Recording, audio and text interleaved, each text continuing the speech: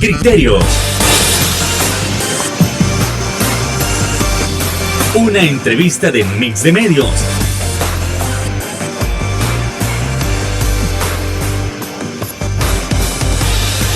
Que aborda frontalmente los problemas de El Salvador con los verdaderos protagonistas y plantea soluciones.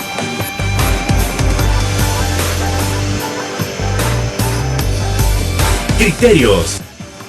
¿Qué tal? ¿Cómo están? Muy buenas noches, sean bienvenidos a una nueva emisión de su programa Criterios. Aquí, como siempre, estamos acostumbrados a hablar de temas políticos, de temas económicos, de cuestiones que tienen que ver con la salud respecto al COVID. Pero muy pocas veces se tocan temas tan importantes como es la sexualidad. Y alguien podrá decir, bueno, entonces hay que cambiar el programa. No lo haga. Porque aquí vamos a quitar esos estigmas que se tienen al tema de la sexualidad. Porque muchos piensan de que sexualidad es mandar a los jóvenes a que tengan relaciones sexuales. Pero esa ya es una concepción de un siglo XX que se está quedando muy atrás. Debemos entender que hablar de sexualidad es hablar de algo natural, es hablar también de enfermedades de transmisión sexual, es hablar de prevención del embarazo, es saber cómo funciona nuestro cuerpo. Muy pocas veces se toma en cuenta, y al menos en Latinoamérica, es un tema que se estigmatiza demasiado. Y si no lo tocamos, pues lamentablemente siempre seguiremos siendo naciones en vías de desarrollo. Lo bueno es que esta noche acá en Criterios vamos a tocar ese tema, y con quién mejor que el doctor Carlos Alberto Escalante, quien es médico psiquiatra, especialista en salud pública y mental, quien nos va a presentar también el libro Mujer, Hombre, la sexualidad humana. Muy buenas noches, doctor. ¿Qué tal? ¿Cómo está? Muy bien, muchas gracias por la invitación, ¿verdad? Para hablar de la sexualidad humana, ¿verdad? Porque hay que acompañar el otro término, la sexualidad humana, claro, porque es un derecho, es una función de todo ser humano, ¿no? Y sobre todo algo muy importante que usted ha dicho, doctor, conocer sobre sexualidad es un derecho humano, sí, es un derecho para todos y todas.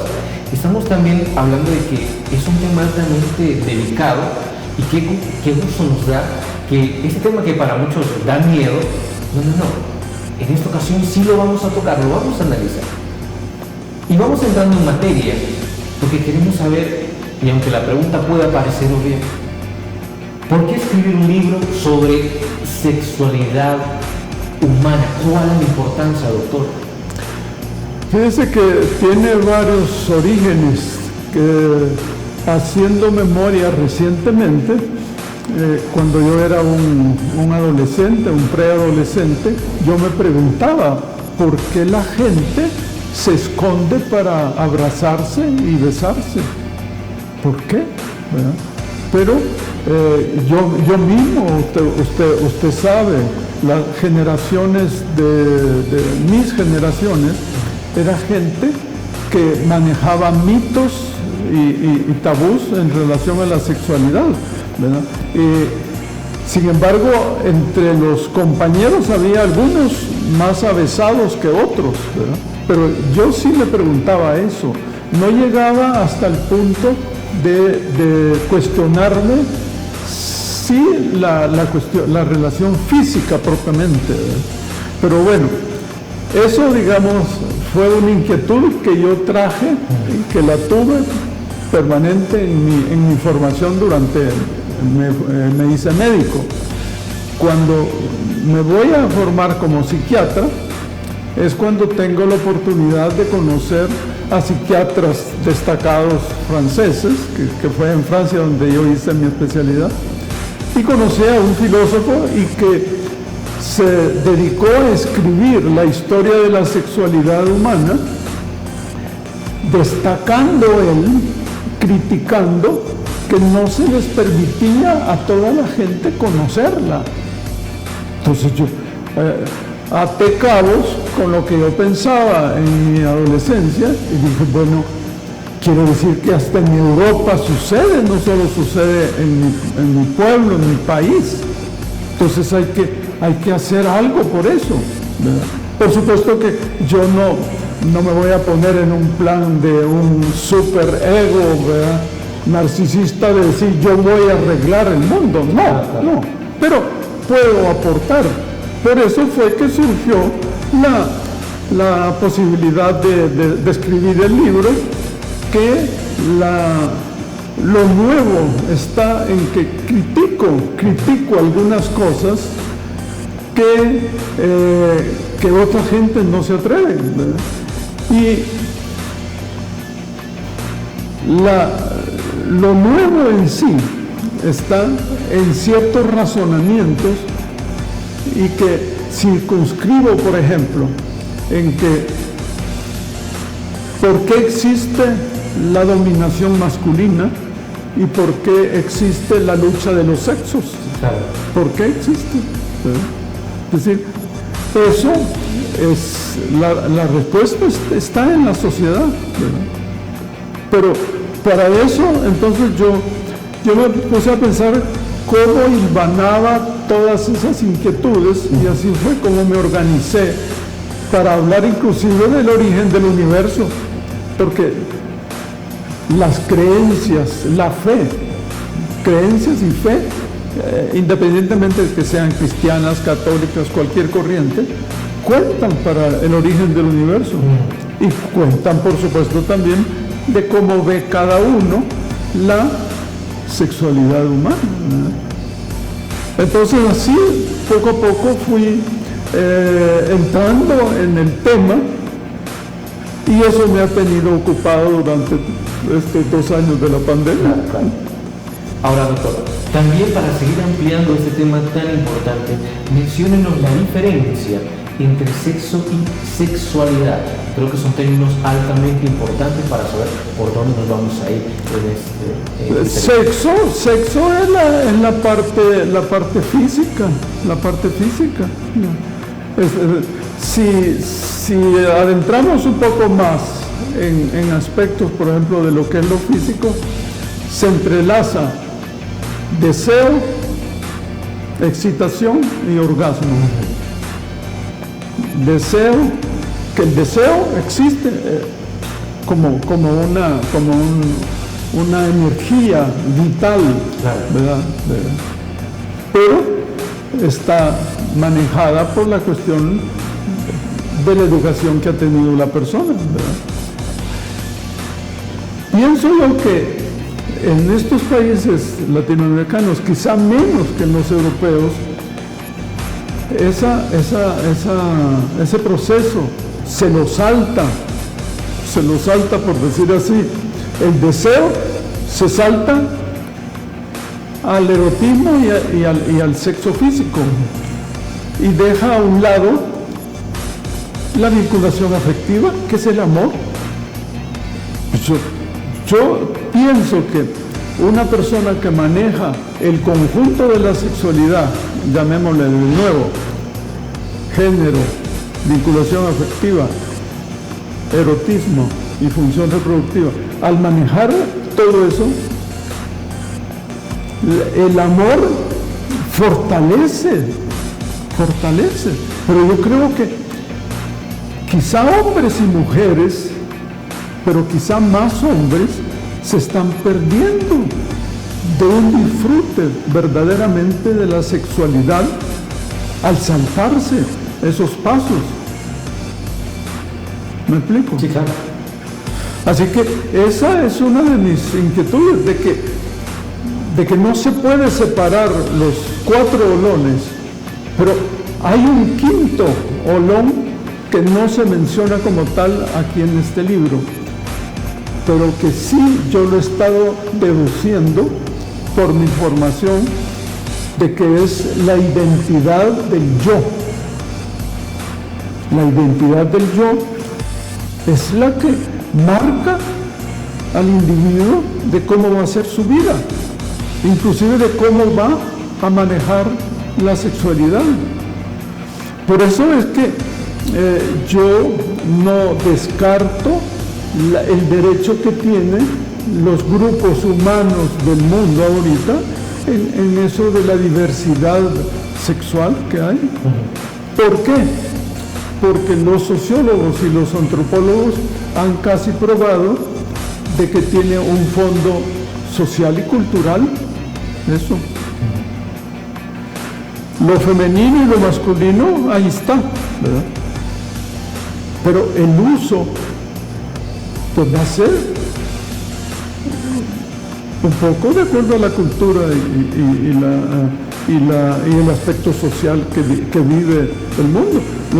El hecho está que el mismo Michel Foucault, él hablaba de la diversidad como una cosa mucho del futuro lejano, y sin embargo hoy en el siglo XXI estamos viendo que es una efervescencia mundial y no se puede detener. Claro.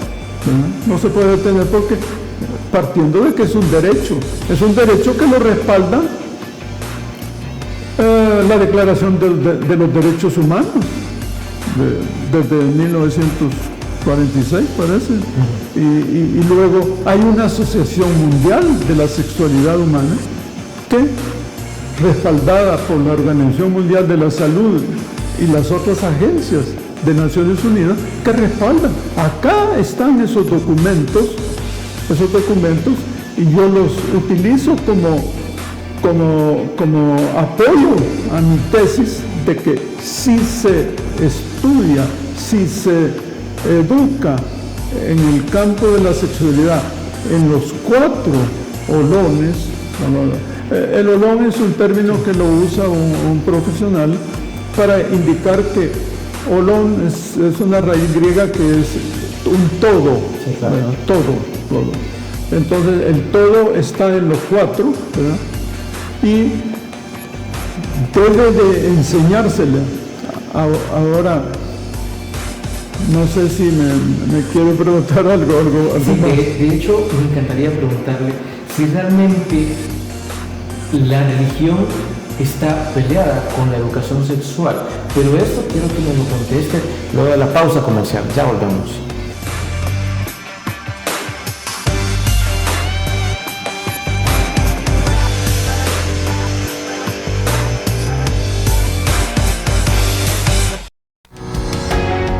Samvar, una empresa que cree en la sostenibilidad ecológica y en la cultura de productos biodegradables en El Salvador, decididos a proveer las mejores soluciones en limpieza, porque cuidar el medio ambiente es tarea de todos.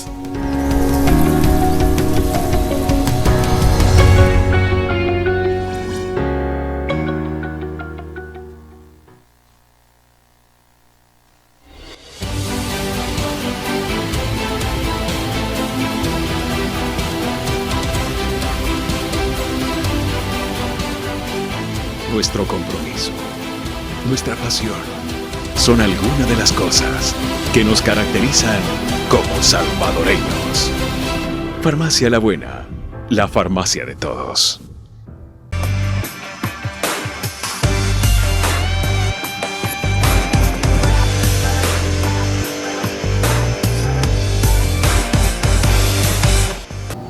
Realmente sobre el tema de la sexualidad hay una gran diversidad de tabúes. Desde luego, es de destacar que las preguntas sobre si la religión está peleada con la educación sexual es una pregunta que durante siglos se ha hecho. Y realmente nosotros queremos saber, ¿la Iglesia aprueba la educación sexual? ¿O qué es lo que la Iglesia piensa de ello? ¿O será que el ser humano no puede disfrutar ni pensar en la sexualidad por miedo a lo divino? Doctor, ¿cómo es esto? Yo creo que la Iglesia ha ido modificando esas posiciones, pero yo como técnico en este campo le diría a la Iglesia misma que dentro de ellos existe una problemática del abuso sexual. Yo considero que si los sacerdotes durante su formación tuvieron una educación en el campo de la sexualidad, probablemente manejarían mejor sus impulsos, ¿verdad? de que habla Freud, el psicoanalista vienés, ¿verdad? Se sigue viendo como pecados. De que es una energía que está fluyendo, ¿verdad? Usted mencionaba algo sobre cómo se formaba la identidad del yo. Fíjense que para eso Freud estableció que hay en la mente humana tres estructuras. El inconsciente, ¿verdad? Que es una energía biológica, ¿verdad? Que está en la mente y que cómo se comienza a expresarse esa energía, pidiendo el pecho materno, satisfacer el apetito, el hambre. Luego, claro, ahí los niños tiernos se acostumbran a ciertas conductas de las madres, ¿verdad? Y que creo yo que he oído de los pediatras que les enseñan a acostumbrar a un cierto régimen al niño para que no se haga déspota, ¿verdad? De que quiera el pecho o la pacha cuando le dé la gana, ¿verdad? Sino que haya un régimen. Allí se comienza a formar ciertas cuestiones disciplinarias que más tarde el yo se expresará ya de una manera más integrada, ¿verdad?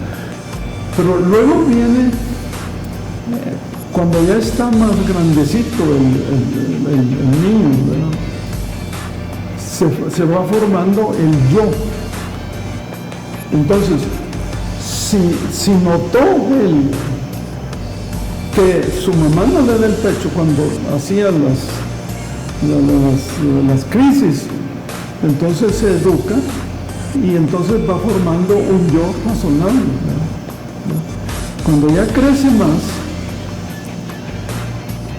y comienza a conocer el mundo de su alrededor primero, a sus padres, identificarlos, a sus parientes, las cosas de la casa, eso, y que tiene ciertas limitaciones por parte de ellos, de los padres. Entonces es cuando se conforma lo que se llama el super yo, que es la moral, ¿verdad? La moral de la conducta humana. Hablaba la energía quiere salir a toda costa. Luego está el yo, que tiene que mediar un poco, y luego está el super yo, que a veces le toca negociar con el yo para que la energía esa no sufra, ¿verdad? Porque esa energía quiere tener satisfacciones. Un hombre, una mujer, un ser humano en general, que solo funcione en base al super yo, sufre, porque las satisfacciones humanas, el placer humano, el placer de comer, el placer de vestirse, el placer, todo lo que hace, eso debe tener ciertas satisfacciones, ¿verdad? Las limitaciones se aceptan, pero cuando son represivas, sufre la persona. Entonces, lo ideal es un equilibrio entre inconsciente, yo y super yo, ¿verdad? Allí es cuando hablamos de la identidad del yo, ¿verdad? Y que se va fortaleciendo a través de la vida. Claro, en el desarrollo psicológico y sexual del niño, he tenido el cuidado de incorporar en el libro a dos psicoanalistas. Uno es Freud, ¿verdad? Que hay mucha gente que se queja de Freud, ¿verdad? Porque él se quejaban desde que estaba él vivo en Europa. En Europa lo acusaban de que él consideraba toda actuación como una represión sexual, ¿verdad? Toda actuación, y que todo era sexualidad, pero no, él hablaba del yo, no necesariamente de la sexualidad. Entonces, tiene eso, ¿verdad? Esa crítica, pero hoy, por supuesto, que ya no se le critica por eso, sino por las teorías que él dio para el manejo de algunos problemas psicológicos a través del diálogo, de la psicoterapia, llamada psicoterapia, ¿verdad? Que es una técnica, ¿verdad?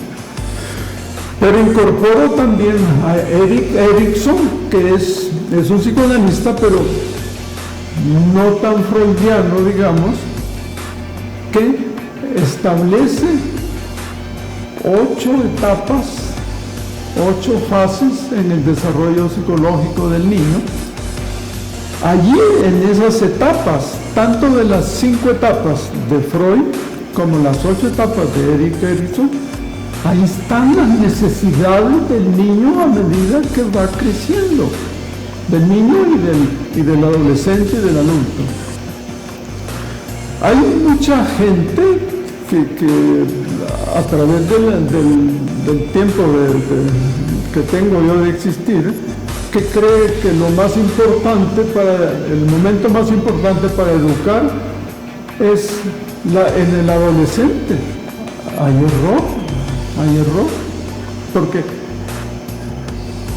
debido a que no se educó como era debido en los primeros años, en la adolescencia aparecen problemas, pero en la adolescencia no deberían de aparecer problemas de comunicación y de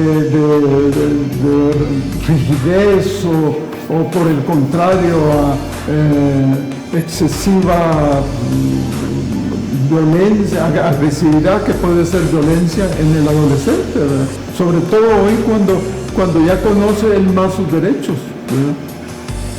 Sí, claro. Usted habla también de que cuando los niños están, a nuestra infancia como tal, se les suprime una identidad como tal, no se le deja ser a nuestra infancia, y por ello, lo que usted menciona, comienzan a aparecer problemas en la adolescencia. Sí, por ejemplo, hay una etapa entre los 6 y 7 años del llamado Edipo, el complejo de Edipo, de que es un problema que se da con la cercanía que tiene el niño con la madre y la presencia del padre. Él quiere a los dos, pero él quiere más a la madre. Pero teme represalias del padre si el padre es un tanto agresivo y violento con él, ¿verdad? Lo puede interpretar eventualmente y hacerlo sumiso porque interprete de que está desarrollando ese tipo de comportamientos por celos, por estar muy apegado a la madre. Claro. Sucede lo mismo a la inversa con la niña, ¿verdad? La niña muy cerca del padre, ¿verdad? Y entonces se da esa confusión en la niña que puede afectarle después para su desarrollo cuando llega a la adolescencia en la selección de su pareja, tanto de uno o del otro. Entendido, doctor. Nos vamos a trasladar a una nueva pausa comercial, pero al volver quisiera que nos respondieran cuál es la importancia de enseñarle sobre la sexualidad a nuestra infancia. No nos cambien, ya volvemos.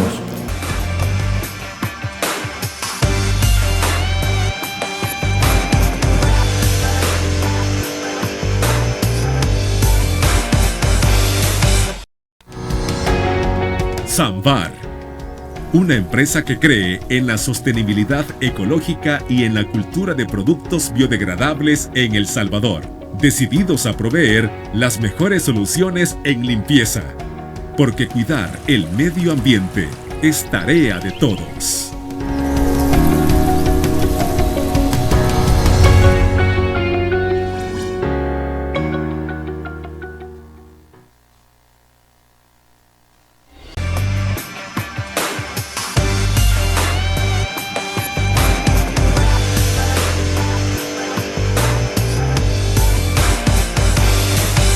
Regresamos a su programa Criterios, donde estamos tocando un tema altamente interesante como es la sexualidad. La pregunta con la que cerramos el bloque anterior es sobre cuál es la importancia de que a nuestra infancia se le enseñe sobre educación sexual, sobre que se despejen esas dudas, esos estigmas, esas preguntas. ¿Cuál es la importancia? Les cedo la palabra, doctor. Bueno, porque la energía esa que tiene el niño y que la va a mantener toda la vida el individuo, va pasando por distintas fases, y le corresponde a salud, por ejemplo, cuidar de los niños, pero no solamente del aspecto físico de la alimentación, sino del aspecto comportamiento, ¿sí? Entonces, desde que está el niño y que pertenece al sector salud, el cuidado de la salud, se debe de incorporar aspectos psicológicos de su comportamiento para irlo orientando, ¿sí? Yo recuerdo, fíjese que en salud, en una época se decía que había programas del control del niño sano. Últimamente he estado reflexionando sobre por qué existía ese programa, cuando salud es un sector que debe de cuidar aspectos preventivos y aspectos curativos y también aspectos rehabilitatorios, ¿verdad? La rehabilitación y la reinserción. Entonces, el control de niño sano le llamaban para llevarlo a que el pediatra lo viera, de que estaba sano, que no tenía diarrea, que no tenía infecciones bronquiales. Pero ¿estaría el pediatra preparado para atender los otros aspectos que son el comportamiento humano? Pienso que no todas las generaciones de pediatras han recibido esa formación. Entonces, hoy, a través de mis inquietudes de escribir el libro, es de que esto tiene que tomarse como una cuestión que no se negocia. Tiene que haber un equipo multidisciplinario desde salud para conocer desde el punto de vista antropológico, sociológico y psicológico las necesidades del niño, para luego entregarle a los 7 años, 6, hoy estoy muy contento, por cierto, con que el ministerio finalmente va a asumir la responsabilidad de la educación inicial. ¿Por qué? Porque va a ser la continuidad de los cuidados ya no tanto físicos, sino más bien psicosociales del individuo al llegar a su escuela, ¿verdad? Y que va a continuar, debería de continuar en el Ministerio de Educación, comprometido con ayudar al individuo. Por cierto que en el año 2015 y 2016 yo hice una consultoría en el Ministerio de Educación en donde hicimos un proyecto piloto de recibir esta asesoría, los profesores, incluso los directores y los alumnos y hasta la familia, recibir atenciones de las necesidades psicosociales del estudiante. Fue un proyecto en 68 centros educativos escogidos así, no tan al azar, sino donde hubiera muchos problemas de violencia, ¿verdad?, en los alrededores de las escuelas. Yo diría que fue un éxito porque la gente se sintió muy comprometida a darle seguimiento, porque querían. Este proyecto piloto fue de 6 meses. Ahí se vio, a mí me dio la impresión de que se comprobaban las necesidades que tenía el profesor de recibir una guía, ¿verdad? Pero quizás no solamente una guía, sino una orientación más directa de cómo relacionarse con el adolescente ya en grados más adelantados, ¿verdad? Algo que mencionaba usted, doctor, me llamaba mucho la atención, porque creo que es parte de uno de los capítulos de su libro, y es que menciona que la sexualidad humana debe verse desde una perspectiva multidisciplinaria. Entonces estamos hablando, ¿qué factores intervienen? Creo que usted para la infancia menciona el factor cultural, el factor antropológico, y ahí se me está escapando uno más por ahí. Pero me refiero, en la adultez intervienen las mismas disciplinas, intervienen los mismos factores, o hay algunos que agregar. Por supuesto que no se quedan atrás esas necesidades, aún en el anciano, en el hombre anciano, sí, debe de recibir cierta orientación en el manejo de su estado, porque por ejemplo, me estoy refiriendo prejuiciado por lo que es el mundo de hablar del hombre. Por eso puse adelante a la mujer, ¿verdad? Mujer, hombre. Entonces, la mujer, cuando llega a la edad en que tal vez se esteriliza, cree que desde el punto de vista de la sexualidad ya se acabó y que tampoco va a poder ya disfrutar de su sexualidad porque se esterilizó. Es falso. El hombre sí, definitivamente. El hombre al llegar a los 60 años difícilmente va a poder concebir. Va a concebir en el sentido de que tenga espermatozoides activos y con capacidad para superar, digamos, todas las barreras que se le presentan al espermatozoide para llegar a integrar el óvulo, ¿verdad?, que es como comienza pues la vida humana.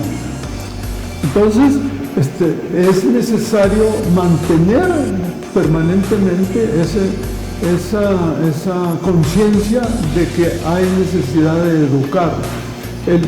En ese sentido, el Ministerio de Salud también podría, junto con educación, tener programas afines. De hecho, la Organización Mundial de la Salud pide tener alianzas con otros sectores para su misión de cuidado de la salud integral, porque la salud integral que debería de mantener activo el Ministerio de Salud es acciones preventivas, ¿verdad?, curativas y rehabilitatorias, pero también que conlleve aspectos psicológicos, sociales y culturales. Es decir, nosotros vemos, digamos, el punto de vista de la educación sexual desde la parte paliativa, es decir, desde el área de tratar después de las consecuencias, y estamos dejando de lado todo lo que es prevención, y estamos hablando de prevención de embarazos, prevención de enfermedades, y en una sociedad tan conservadora como la nuestra, nos negamos a brindar educación sexual a nuestros jóvenes, a nuestros niños, pero sí criticamos cuando hayan pasado las cosas, según entiendo, doctor. Fíjese que en el libro yo no me quise comprometer a definir un capítulo sobre enfermedades, sino solo hago planteamientos de prevención, Claro. prevención, ¿verdad? Pero los médicos generales deben de tener esa capacidad. Yo fui profesor en la Universidad de El Salvador, y nuestras materias en el campo de la psiquiatría y la salud mental se les exigía que le dieran la atención igual que se le da a la parte física, con esa intención de que al ejercer en su consultorio, ya sea de un consultorio público o privado, tener por lo menos las nociones básicas de cómo atender el aspecto global del individuo. Sí, claro. Inclusive desde el momento de una entrevista, cuando usted ve a un paciente por primera vez, hay que tener cierta disposición especial para eso. Dejarlo hablar, que exprese. Pero el Ministerio de Salud se ve atribulado porque la demanda es grande, el número de profesionales que tiene es limitado, entonces las consultas públicas son cortísimas y no tiene la oportunidad muchas veces el paciente de expresar, expresa lo físico, pero a veces un malestar, una angustia, una depresión, no la expresa porque ve al profesional que está apurado, ¿verdad?, porque tiene una pila de expedientes ahí que tiene que ver, ¿verdad? Bueno, doctor, es momento de trasladarnos a otra pausa comercial, pero al volver me encantaría que siguiéramos comentando sobre uno de los capítulos también más importantes de su libro, que es sobre las áreas consideradas críticas del ejercicio de la sexualidad humana. No nos cambie, ya volvemos.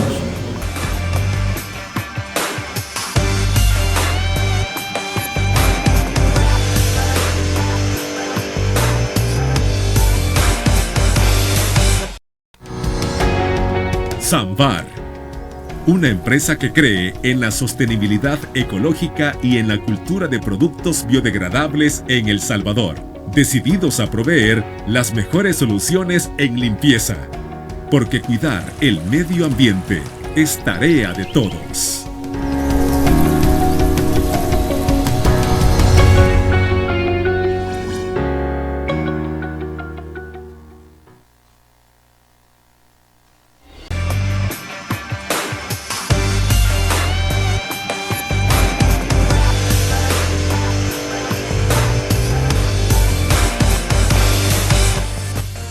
Dentro de este libro tan interesante sobre la sexualidad, tanto de la mujer como el hombre, nos encontramos con algo muy interesante, y es cuáles son esas áreas consideradas críticas de la sexualidad humana. ¿Qué es lo que hay que analizar? ¿Cuáles criterios hay que poner sobre la mesa al hablar de sexualidad? Le cedo la palabra, doctor. Dice que estuve vacilando entre si ponía áreas críticas o no. ¿Por qué? porque siendo que la sexualidad humana es una función normal, ¿por qué tiene que haber áreas críticas? Y que también reflexionaba que se vaya a conceptualizar que el problema de género, que el tener un género, que la vinculación afectiva, que el erotismo y que la función tengan contenidos anormales. No. Le estoy llamando áreas críticas por el mal manejo. ¿Debido a qué? Debido a que no hay una educación oportuna y adecuada. Por eso es que estoy llamando áreas críticas. Pero esa área crítica, por ejemplo, si tomamos el componente género, por ejemplo, yo le preguntaría a usted, ¿qué es lo que usted considera como área crítica en la cuestión de género? Le preguntaría a usted, ¿qué consideraría? ¿Qué parte del género, de lo que encierra el género?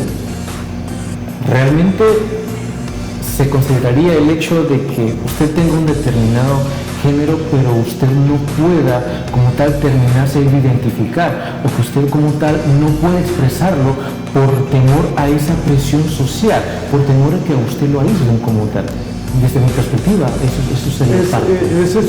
Esa es una parte, pero también el hecho de ser hombre no le da derecho a tener una sometida a la mujer, por ejemplo. ¿Verdad? Es un efecto de crisis, claro, porque estamos para hablando la mujer como una posición del hombre. Claro, porque estamos hablando de machismo también. Machismo, dominación masculina. Aquí en el libro desarrollo un poco el pensamiento de un antropólogo y sociólogo francés, en donde él considera que esa dominancia masculina la da en parte la misma sociedad, en que pone al hombre como que es lo más importante de los grupos humanos. Desde niño, es el valiente, es el fuerte. Es el que no tiene derecho a expresar sus emociones, el que no tiene derecho a llorar, ¿sí? A sentir, a estar triste. Así es. Sí, pero el planteamiento suyo me pareció muy bien, de que tenga ese derecho de expresar su diversidad, ¿verdad? El hombre, claro. Pero también la mujer. La mujer también tiene derecho. Yo en mi consultorio he visto muchas mujeres homosexuales, Sí. y hombres también, Sí. y definidos, que a veces han llegado para decirme: doctor, quiero que me ayude a buscar la causa de mi homosexualidad. Y elucubramos ahí, ¿verdad? Por supuesto nos tenemos que trasladar a la infancia, ¿verdad? Y a veces encontramos elementos que le sirven, pero ellos, tanto el hombre como la mujer, me dicen de antemano: doctor, yo vengo, pero no porque quiera cambiar, yo estoy decidido, ¿verdad? Entonces esa decisión, ¿qué la da? Lo que decíamos hace un momento, la identidad del yo. Tomó esa decisión, Sí. de que su práctica va a ser la homosexualidad. Ok, doctor, vamos a trasladarnos a nuestra última pausa comercial y seguimos hablando de este libro tan importante. No nos cambie, que ya volvemos.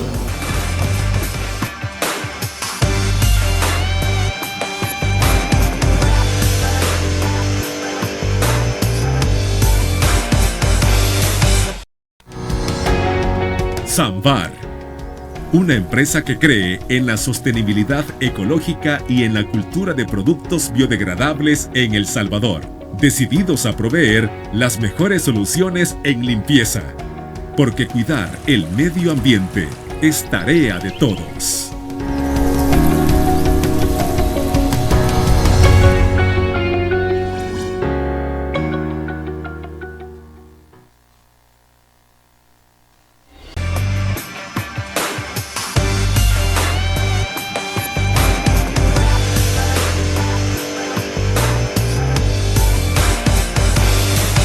Y en la presentación del libro Mujer, Hombre y Sexualidad Humana, nosotros nos preguntamos, ¿por qué esa portada? ¿Por qué esa portada tan importante? Doctor. Esta imagen representa a un individuo que va camino a dos profesionales, uno psiquiatra y el otro pastor. Entonces los dos profesionales, al ver a este individuo, se preguntan sus tentaciones, sus conflictos y sus deseos, ¿verdad? Si le están estorbando, ¿será para usted o será para mí? Claro. Okay, eso es la explicación. Ok, excelente, doctor. Lamentablemente se nos ha terminado el tiempo, así que muchísimas gracias. Esperamos tenernos aquí próximamente para seguir hablando de algo tan importante. Con todo gusto, con todo gusto. Espero que a la comunidad televisiva le interese y haya comprendido la necesidad de profundizar un poco más en esto, ¿no? Y para eso este libro. No tengo ninguna duda de eso, doctor. Muchísimas gracias a ustedes también, amigos televidentes, por habernos acompañado. Y recuerde que el criterio más importante siempre lo va a tener usted. Que descanse. Feliz noche. Criterio. Una entrevista de Mix de Medios.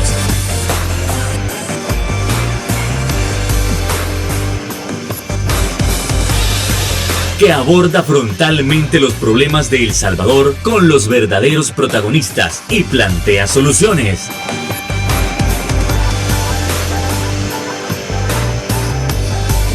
Criterios. Samvar, una empresa que cree en la sostenibilidad ecológica y en la cultura de productos biodegradables en El Salvador, decididos a proveer las mejores soluciones en limpieza, porque cuidar el medio ambiente es tarea de todos.